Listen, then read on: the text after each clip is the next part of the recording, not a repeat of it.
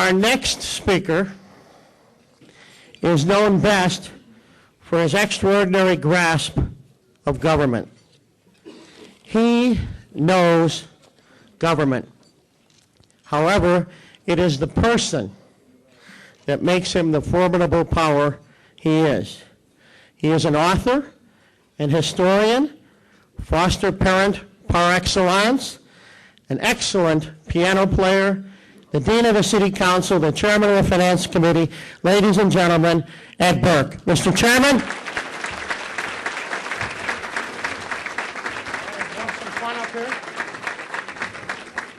Thank you very much, Jay. Good afternoon, ladies and gentlemen. It is my privilege to introduce the principal speaker this afternoon, and I would hasten to add a man who certainly needs no introduction. The Honorable Roland Burris has literally spent a lifetime in Illinois politics, and I'm certain that many regret the troubled political waters that he has been recently catapulted into.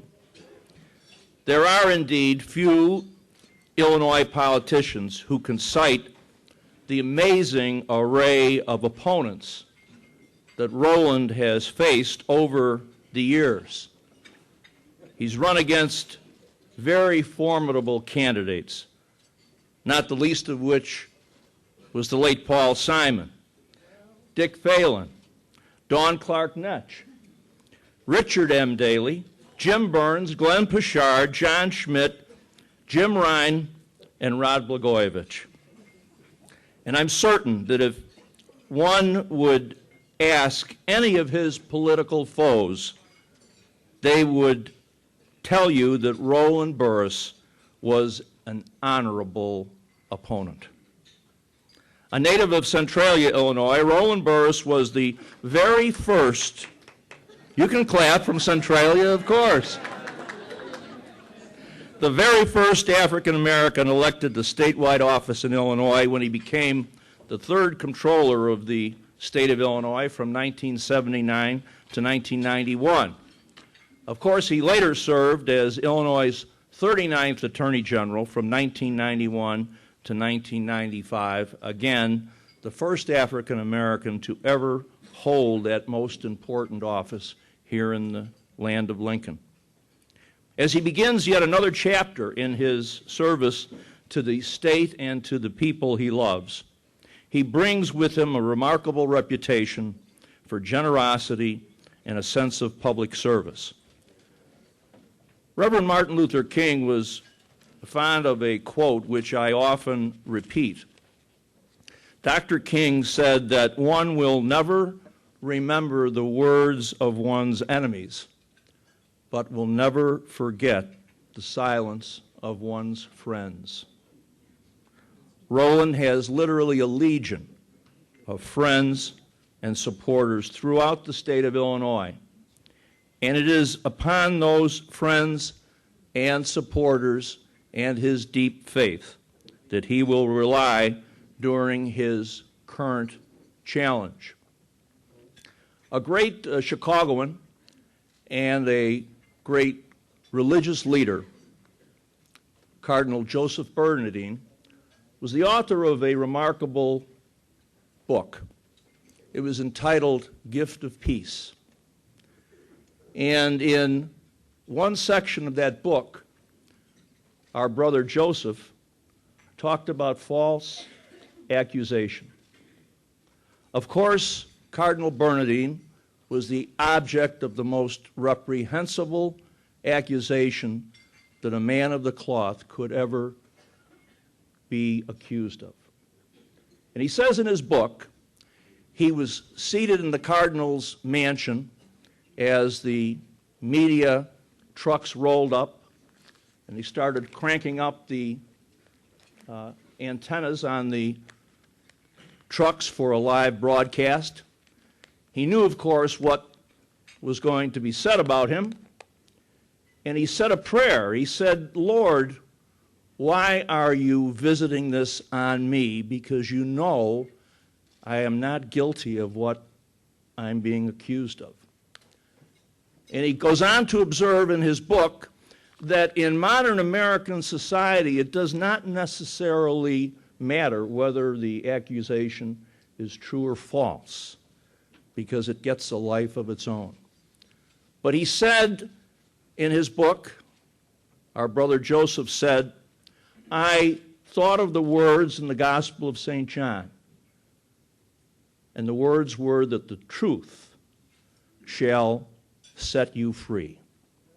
He said, I did not know on that day when or if the truth would ever protect me. But that's the only thing that I could rely on. The truth shall set you free. And it is today an honor to have our junior senator to address this very prestigious audience. I know that he welcomes the opportunity, and I know that he has indeed a legion of friends throughout this state who will not be silent during his current challenge. Ladies and gentlemen, the junior senator from the great state of Illinois, the Honorable Roland Burris.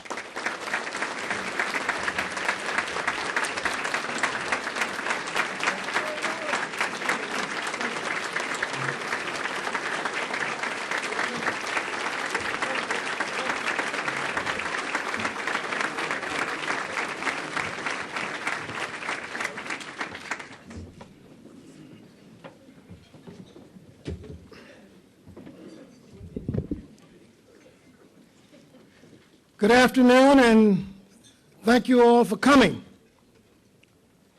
I would also like to say special thanks to my old friend, the alderman of this great city, Ed Burke, for his very warm introduction. And to Jay Doherty and all the members of this great club, it's a pleasure for me to be here. Now, there's a lot I want to talk about today, and I want to tell you a little bit about my first month in the United States Senate and what I've learned. And I want to tell you about important legislation that we've been able to pass and what it means to the people of Illinois.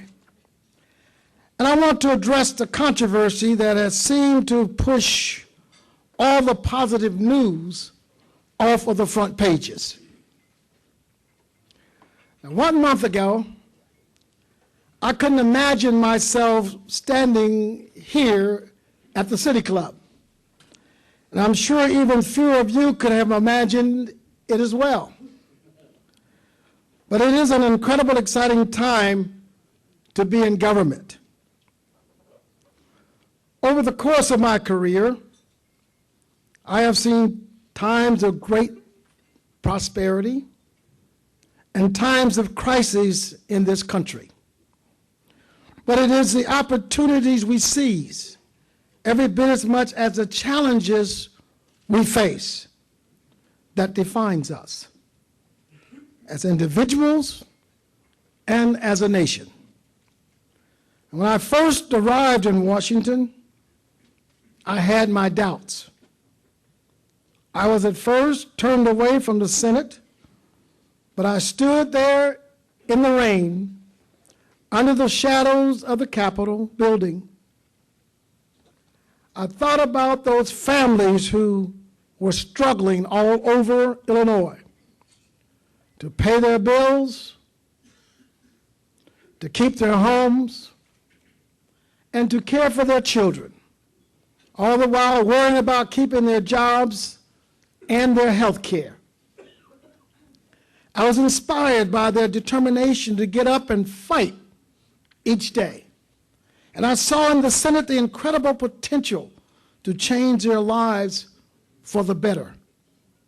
From the day I was sworn into office, it has been the honor of my lifetime to serve the people of Illinois in the Senate, just as I have been honored to serve the people of Illinois as Illinois Comptroller and as Illinois Attorney General. After having spent so many years working on the executive side of government, the legislative side presents some new challenges. You all got to learn how that Senate works. The issues our nation face are daunting, but I also grasp the possibilities. What most struck me when I arrived in Washington has been the stories that people have told me, filled with courage and determination, steely grit and honest hope. I found that the key to being able to tackle the large issues is sometimes simply to listen to the small stories. And the people of Illinois are talking. And all of the excitement surrounding my first month in office, it is the incredible interest that people have in their federal government which has most overwhelmed me. In fact, it has even overwhelmed my phone lines and overwhelmed the state capitol switchboard for a time. On the stimulus package, you couldn't get through to Washington. But somebody called and complained about my line not being answered. They call, they write, they come to the office, and they keep coming, all wanting to participate, to lend their voice, to join the excitement and the work of rebuilding and remaking America. And that, at the end of the day, is what the job of a senator is all about. To listen to your constituents and to be their voice in Washington. Now, in all of my time in the Illinois government, and now as senator, I'm convinced that the single most important role of any public official is to work to improve the quality of life for our citizens.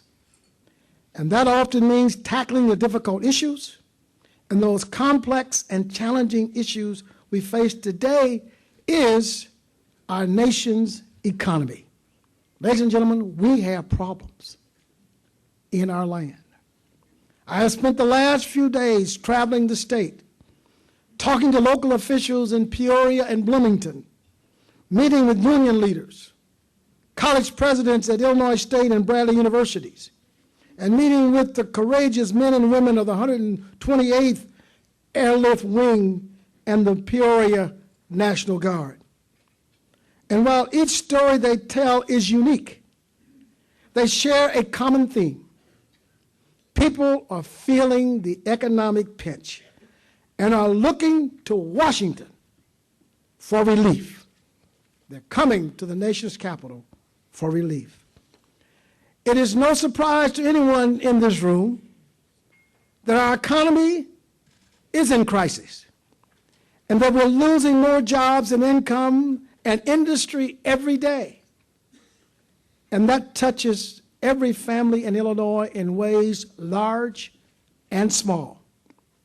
Now, since December of 2007 alone, America has lost 3.6 million jobs. That number isn't just about statistics, ladies and gentlemen. That is 3.6 million people, a number greater than the entire population of Chicago. Economists tell us that the financial indicators haven't been this bad in 75 years, since the Great Depression. But talk to many of the working folk around Illinois, and that's hardly news to them. Household income have dropped, while the prices of groceries, gas, health care, and tuition have all risen, forcing already strapped families to do more with less. Brenda Gill of South Holland wrote me recently saying she felt as if our economy, our jobs, and the lives of our nation's families were crumbling before her eyes, and that she was tired of watching her friends, neighbors, and family members lose their jobs, their savings, and their faith in our system.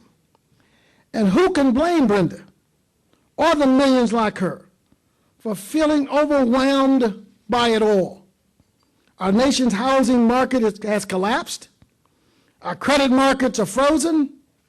And on Wall Street, the stock market has lost an unimaginable $7 trillion.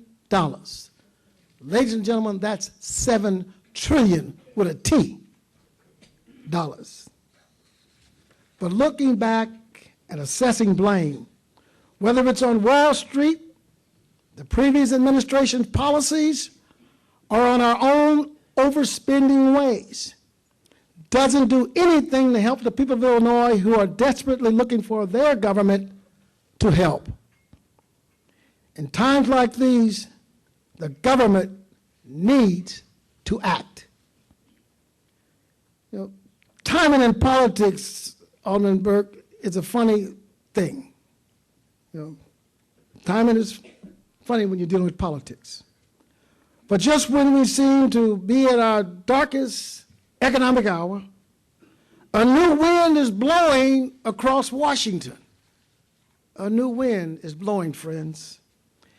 And the changes that we heard so much about during the last year's campaign has swept not only President Obama into power, but has sent a whole new team of our fellow Illinoisans and Chicagoans to Washington as well.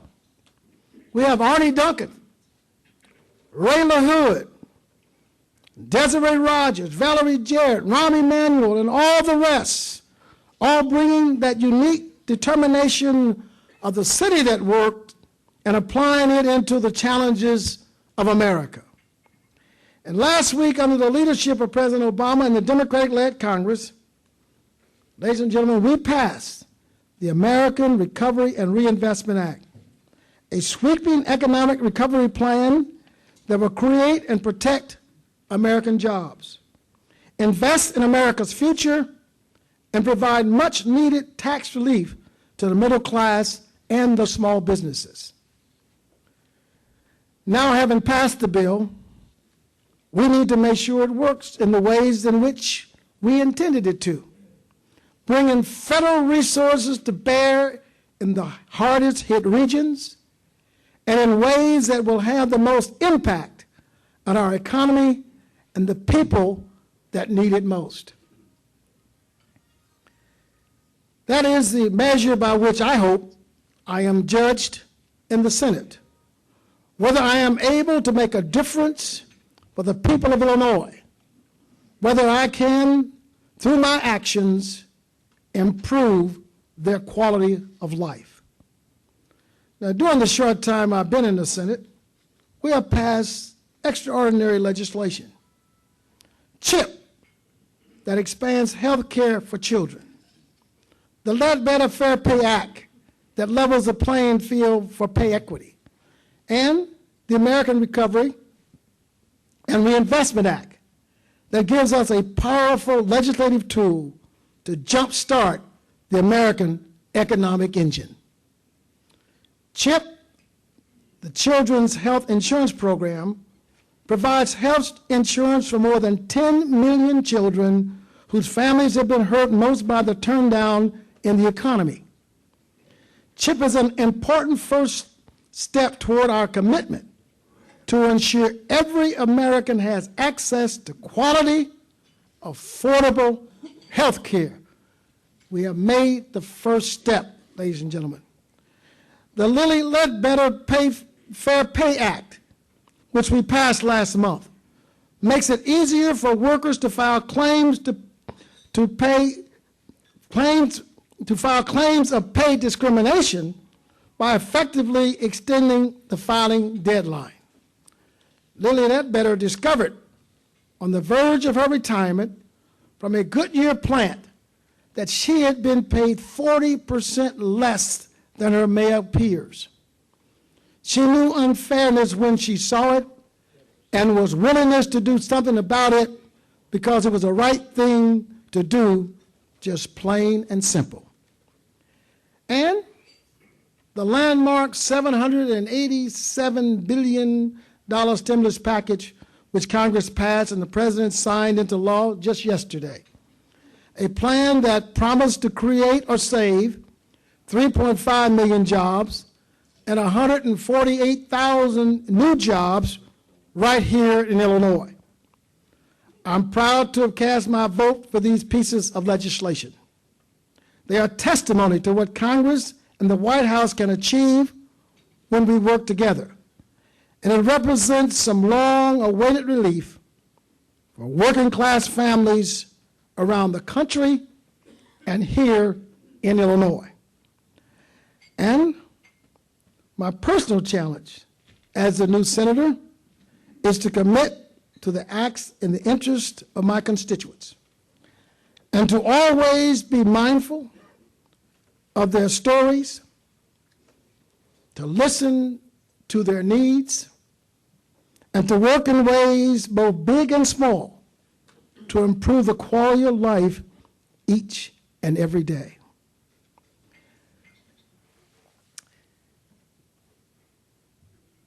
Friends, I'm new in Washington, okay?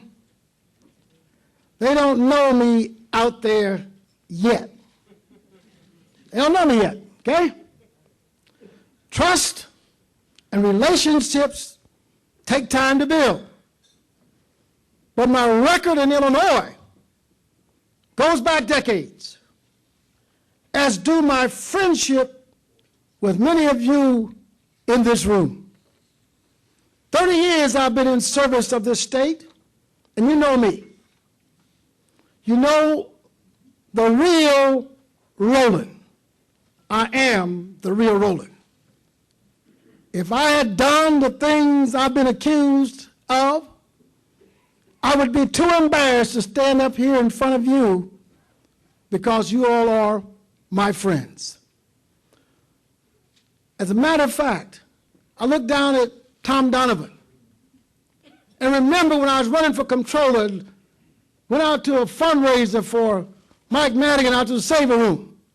I came up on a huddle of these ward committeemen in a huddle. Now I could see all the big ward committeemen, but I couldn't see who was standing in the center of them. And there in the center of those 15 or 16 ward committeemen was Tom Donovan, shaking his finger in every one of them's face saying, I want to see Burris get the same votes in your ward as any other white person on that ticket. That was Tom Donovan, speaking for Roland Burris. Or Paul Green. We were running for office, we went out to God knows where, out in Will County. Way out there in the sticks. You have to get a passport to go there.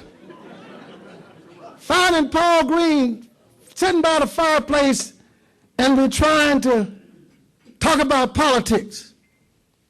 I know Stella Black from Centralia. Where's Centralia? You got Centralia and her daughter and son are here. I'm from Centralia. You all know me. Okay? You all know Roland Burris. But I have a history with you. A record that I've built over a lifetime. 30 years in public life and never a hint of a scandal. And all that time in service to Illinois, I never asked for anything in return until today. I ask you today to stop the rush to judgment. You know the real Roland. I have done nothing wrong, and I have absolutely nothing to hide. Let's talk about the information in the media and about the misinformation they are reporting. If you look at the facts, just the facts, without all the spin and all the sensationalism, the issue is a simple 1, 2, 3. Number 1, yes, I told people around the governor that I wanted to serve in the Senate. Yes, I told my friends. I told the media. I told anyone who would listen that yes, I was interested in serving Illinois as a senator. I told that to the committee, and I said that in my affidavit. Number 2, no, I did not have conversation about my appointment. Now I'm talking about actually being appointed with anyone other than the governor's attorney. No one else reached out to me to talk about the appointment, and that is in my affidavit also. Number 3, yes, the governor's brothers reached out to me, as he's done over the years, to do fundraising when he's made a call. But I did not give one single dollar to the governor. That's simple. So to anyone, any citizen, any politician, any committee, organization, or agency, let me say this again. I have nothing to hide, and I will continue to be transparent. When the Sangamon County State's Attorney would like to question me, I will be there. I will answer anything asked of me by the United States Senate Ethics Committee. If the federal authority would like to talk to me about the contacts I had, I will cooperate in any way I can. I welcome the scrutiny. What I will no longer do after today, and get this please, now that there is an ongoing investigation, is engage the media and have facts drip out in selective sound bites. I'll repeat that.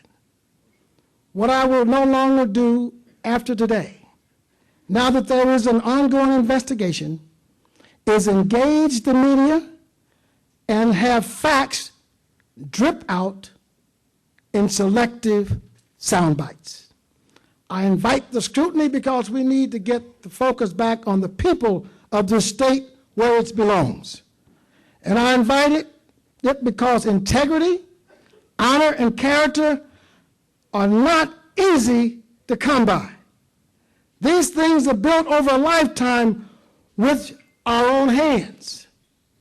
They are demonstrated by our family, by your friends, your deeds, and the work you leave behind. I have the support of a loving family, gratified to have friends in the room that I not only made, but have earned. I've shown integrity throughout my career. Illinois, after 30 years together, you know the real Roland Burris. God bless you. Thank you very much.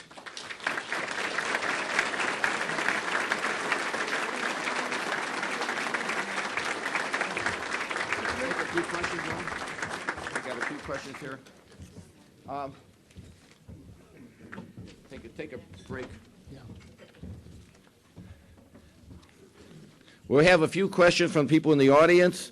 We'll try not to be repetitious, and so forth and so on. And I also want to congratulate Alderman Burke for that introduction. It shows how smart both of us are to marry girls from Maria High School. There you go. Berkowitz will put this at the bottom. Okay. First question, Roland. Are all the facts about your appointment now out? Anonymous. They're out from me. I don't know who else they'll be out from. They're out. Next question, moving into a different area, from Mayor Dwight Welch, City of Country Club Hills, and a former Paul Green student. It's time to work. When will our community start receiving stimulus dollars from the President's bill? How will you help us? What's your plan? Mel Welch, that is a great question. You know, it was a big battle as to whether or not the stimulus dollar was going to come through the cities and the counties or through state government. And we had the mayors out there lobbying awfully hard. I mean, Mayor Daley was really coming down. The mayor was tough. And then we had Governor Quinn, who came down. So the debate is where the money is going to go. Most of the money has to go through the states. Some of the transit money will come down directly, for instance, to Chicago, through the transit system. But most of the money will be coming from the state government, and there's a problem, because we've got to make sure that your state legislatures will appropriate that money on a timely basis for those shovel-worthy, I didn't say shovel-ready, I said shovel-worthy projects, Anita Ponda. So those shovel-worthy projects can get started before the construction season closes. So that is a big thing, and Mayor Welch, wherever you are, please contact your friends in Springfield. From Clerk of the Circuit Court, Dorothy Brown. Explain how and when the economic stimulus package will help all the citizens suffering from their mortgage foreclosure problem. Madam Clerk, I'd never seen such a war on the United States Senate floor. Well, I hadn't been there that long. But you know, it was a war. The war was between one bill sponsored by Kent Conrad and Lindsey Graham. The other bill was sponsored by Senator Dodd and Schumer from New York. And we battled for hours on how those mortgage dollars were going to get in and out of the stimulus package. Finally, we had to defeat Conrad's and Graham's amendment, and we did pass Schumer and Dodd's amendment.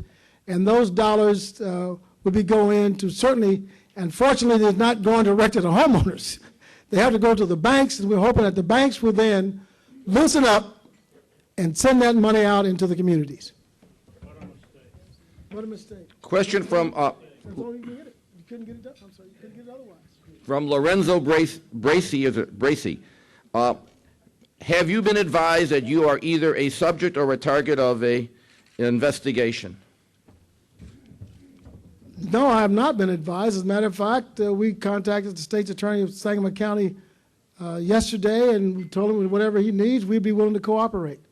And in terms of what might come out of the feds, we've had no contact. I've had no contact with them, and hopefully they're reaching out to my lawyers.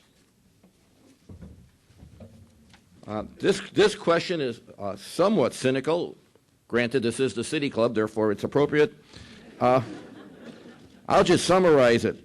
Senator Burris, did the members of the Senate read the stimulus bill before they voted for it? Let me tell you something. I got handed an 870-something page document on my third week there. What do you think I did? Thumbed through it and looked at it and said, what is this? No. You read pieces of it that you get the briefing on. My chief of staff is here, and they gave me a briefing on that, and naturally we get a briefing on it. The conference call agreement was bigger than the bill itself. And the conference came from the House, came over from the House to the Senate at 4 o'clock on Friday. And the Republicans were starting another filibuster, but we were able to give them only an hour and a half of time, and the voting commenced on 5 o'clock. Now, if I were to tell you I read 1,000 some odd pages between 4 o'clock and 5:30, I would not be telling you the truth. So we voted the bill up after the compromise had come through. From my old friend at WGN, Bob Manwith. Where are you, Bob? There he is. You're in the City Club, Roland. We got. All right, here we go. On the lighter side. As is common in Congress, are you sharing a house or any apartment with any other members? I assume it's not Freddie LeBed.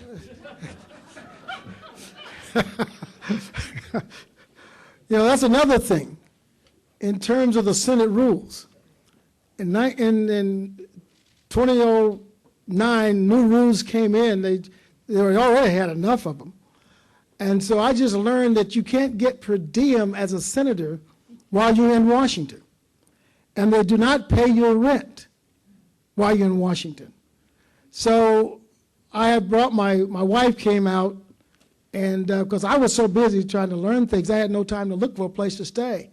As a matter of fact, we arrived on the 15th of January, and we were staying in a hotel from the 15th of January until we went home, all the way up to that Friday, the 23rd, I think it was.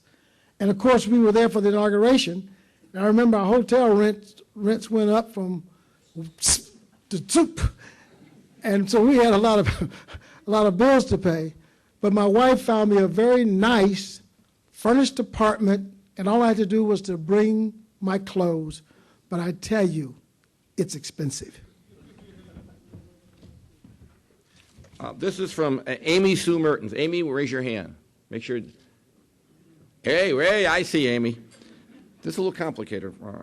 If there is excess funding left after the backfill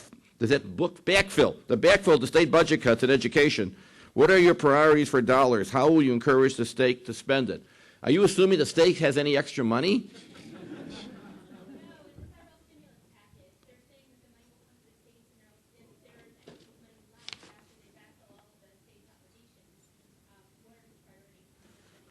That's what I thought you meant. I hope I understand what you meant. But naturally, the money is going to come into Springfield, and there's definitely money in there for the Title I increase. There's money in there for college students on the Pell Grants. I mean, those dollars are naturally going to be going through that educational system. But now the dollars that come into the feds for the other programs is going to have to be, naturally the state's going to take their piece off the top of it, but then it will be distributed according to the rules out to the various programs that exist in those districts that qualify for those federal funds that flow through Springfield. And Springfield has tremendous financial problems of its own. Having been the former controller of this state, when I hear the state controller say that we got a $9 billion shortfall, I mean, that was a third of the budget when I was down there. And that's a pretty big hole to fill. So there are crises all over America. And guess what? People are losing their jobs. Income tax receipts are going down. People are not purchasing. Sales tax receipts are going down. And you're going to see a snowball effect of that if we don't kick that stimulus in right away and have those shovel-worthy projects working almost tomorrow. Two more questions. This is from former Alderman Bernie Hansen. Bernie, where are you? There he is. How much time will you, Roland, you've only been there a month. This is not going to be so easy. How much time will you and your staff devote to the Great Lakes, which is 20% of the world's fresh water and important to Chicago's economy? I assume you're pro-fresh water, right? You better believe I am. Thank you, Dr. Green. You better believe I am, and I have to get up to date on the Great Lakes water issue. We've had several mayors to come in and naturally talk to us about even their water projects in their small communities. As a matter of fact, I met with the mayor down in Peoria yesterday, and we were certainly talking about water. Water is crucial to our survival, and the Great Lakes is even crucial to this whole economic engine running in the Midwest. And certainly I will be a major supporter of the Great Lakes, Alderman. Rest assured they have a friend in the Senate. This question to close comes from no one other than the famous Jeff Berkowitz. Was it wrong of you to solicit funds for Rob Blagojevich at the same time he was considering you for the Senate? I was never considered for the Senate. I was never considered by the Senate. No, At the time he was thinking about appointing you for the U.S. Senate, you said you tried to solicit funds and you may not have been successful. No. Well, as I said in my statement, we will not make any responses to those type questions. I said it in my statement, and we are not making any responses to that question. Thank you. with that, we are done. Thank you all very much.